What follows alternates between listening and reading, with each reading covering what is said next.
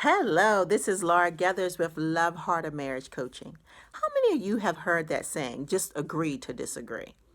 Now I get it. What they're normally saying is, hey, don't go ruining your relationship because you can't find a common ground. You have to learn how to table some things until things calm down. But I want to encourage you to come to a place of agreement, especially in your marriage.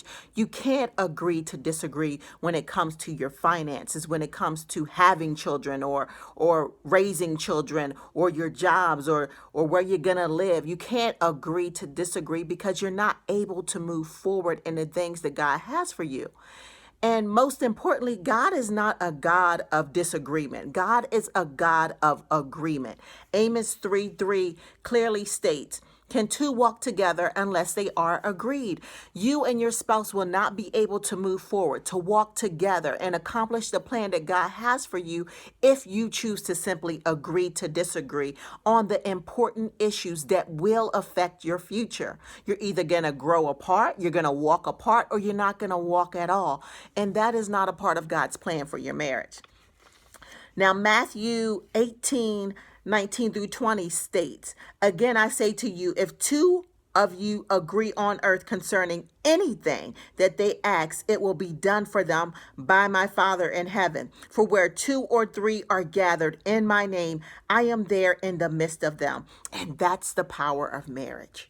When you come together with your spouse and you two are in agreement, you can ask anything according to God's will and his word, and you shall receive it. You don't have to go find somebody to come into agreement with you. You have your spouse. This year, at the beginning of the year, so many couples do vision planning boards and visit vision plans. And what that allows you to do is to get on the same page with your spouse. You're actually able to come together and say, hey, this is what we want to accomplish for our marriage. And then you write that vision out and you make that vision plain, and you two are in agreement with it. And so all you need is God's blessing on it. You don't have to go out and find someone else to affirm what it is that God has called you to do, because you have your spouse. And that is one of the powerful tools of marriage. You're in agreement with someone if you choose to be. Too many times, though, we choose to get out of that agreement because we can't seem to find the common ground. And instead of pressing in and pushing hard and reaching a place of agreement, we just simply agree to disagree. And we are no longer going to do that, right? We are going to be a people who choose to find that place of agreement so that we can have what it is that God desires for us to have. Now, in order to do that, I want to give you 3 simple tools on how to handle conflict when it comes into your marriage so that you and your spouse can find a place of agreement. The first one is approach conflict with ears of empathy. Listen to understand your spouse's point of view. Don't listen so that you can come up with comeback statements so that you can prove your point, or you can win the argument. You're listening so that you can find a place of common ground, so that you can understand where is it that you two really do agree. The next thing is share your point of view without accusation. Instead of saying, you made me or you did, you can say a statement such as, when this was said, I felt. When this was done, it made me respond this way.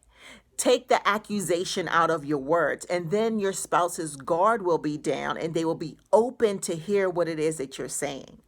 And lastly, be intentional about finding that common ground. Like I stated earlier, you may have to table some things, especially if the conversation is getting heated and things are about to be said that don't need to be said. Table it, but don't agree to disagree on the subject. Find that common ground. Come into agreement with that thing because you want to experience God's blessing in every area of your marriage. In every area that you choose to agree to disagree, you are forfeiting that blessing. That's exactly what you're doing. And I don't want you to relinquish that power. I don't want you to relinquish those blessings that the Lord has for you because you can't find a place of agreement. I don't know how many times in the Word of God it talks about us being on one accord, two becoming one, being in agreement. That's because there's power in that. And I want to encourage you to set your mind on agreement. I will be in agreement with my spouse. We will find a common ground. We will come to an understanding. We will no longer simply agree to disagree.